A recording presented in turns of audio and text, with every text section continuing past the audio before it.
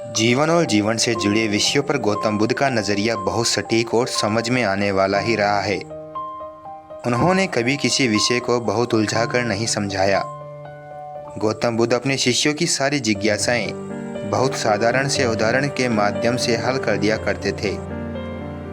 एक बार गौतम बुद्ध से उनके एक शिष्य ने पूछा, भगवान, आपने आज तक यह नहीं समझाया कि मृत्यु के बाद क्या होता है। उस शिष्य की यह बात सुनकर बुद्ध मुस्कुराए। फिर उन्होंने उससे पूछा, पहले मेरी एक बात का जवाब दो।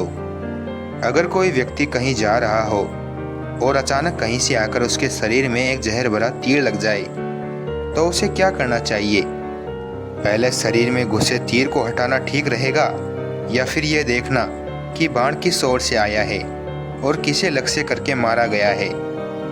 शिष्य ने कहा, पहले तो शरीर में घुसे उस तीर को तुरंत निकालना चाहिए, नहीं तो जहर पूरे शरीर में फैल जाएगा। बुद्ध ने कहा, बिल्कुल ठीक कहा तुमने। अब यह बताओ कि पहले इस जीवन के दुखों के निवारण का उपाय किया जाए या मृत्यु के बाद की बातों के बारे में सोचा जाए? जो हमारे वश में है ही नहीं, उसका विचार ही क्यों करना? किसकी मृत्यु कब आएगी और मृत्यु के बाद क्या होगा, यह सिर्फ परमात्मा जानता है।